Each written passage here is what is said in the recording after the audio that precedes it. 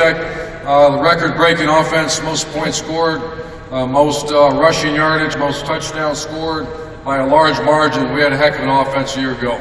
It was a little bit something we're going to work on this year. We're trying to be a little bit better balanced. We had arguably, I think, and many agree, with the best running back in America, with the best offensive line, and that's what we were. This year we have to replace them. We lost 4 starters in the offensive line, and the best group that I've ever been around. That's Jack Muhart, Andrew Norrell, Marcus Hall, and Corey Lindsley. And you can feel it at practice right now. Those guys aren't there, and that's one of the great things about the transition.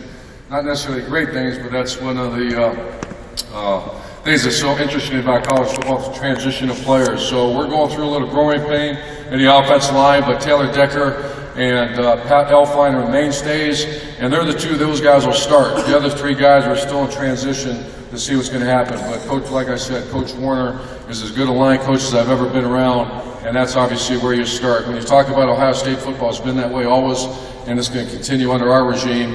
It's you go how your offensive line goes. So that's a position that's a little bit transition, but I have confidence we'll get it done.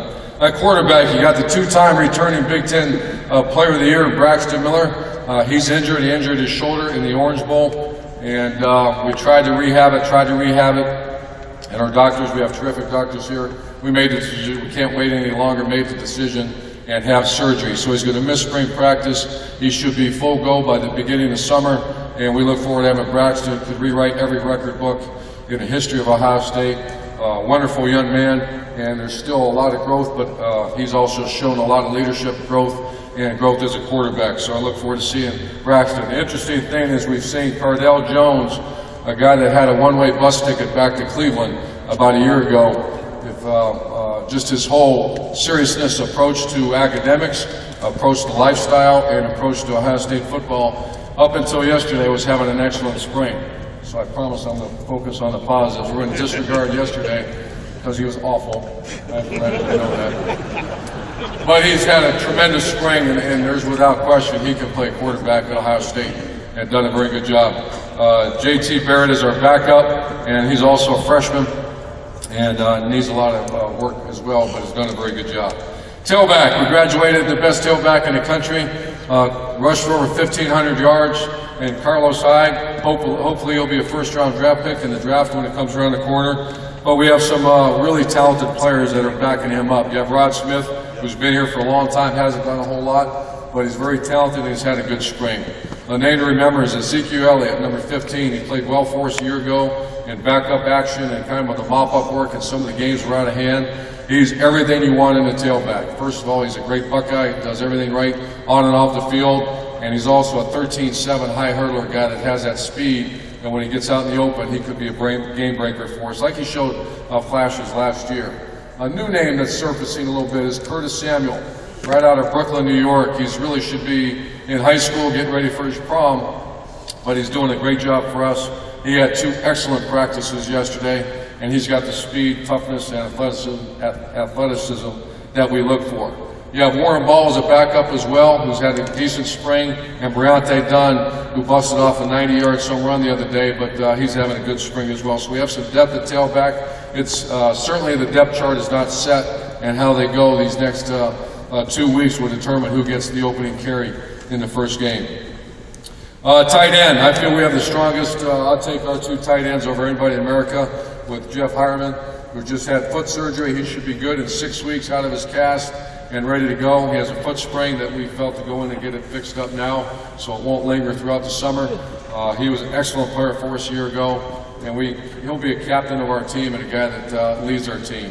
And then backing him up is a native Columbus player, Nick Vanette. He's had an excellent spring and is one of our 2 or 3 most improved players on the team. And Marcus Ball will be the 3rd tight end, and 4th tight end is JT Morris. So we have some depth at tight end, very talented group, and a group that you're going to see us get them more and more involved.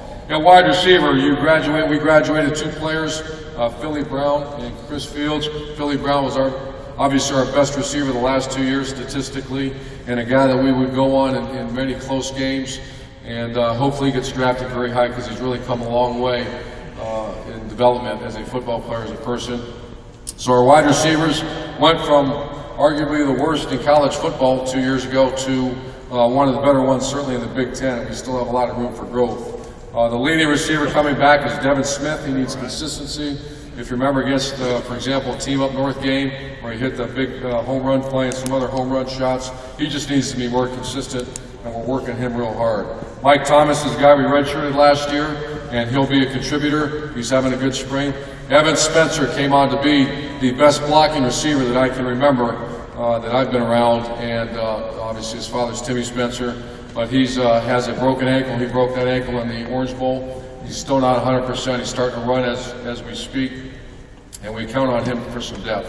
The guy that has really had, other than yesterday, again, it was bad Tuesday on offense, but Dontre Wilson, a little fast guy from Texas, has really been having an excellent spring. Without question, probably our best playmaker right now on offense, all-purpose as far as handling the ball, flipping the ball, and also downfield. He'll occupy, that coveted, that Percy Harvin position that Percy made famous, a guy that can run the ball inside but also have a perimeter run game and being a very quality receiver, and that's Dontre Wilson. A new young man that came in just from Fort Lauderdale, Florida, a big-time recruit that Zach Smith got out of Fort Lauderdale and beat everybody in the country on him, and that's Johnny Dixon. He's here, should still be in high school, but he's a name to remember, and he's shown flashes of having tremendous talent, so we have to get him ready to go as well. And those are really the depth that we have a receiver. And tight end, offensive line, I think I covered the entire offense. On defense, I'd like to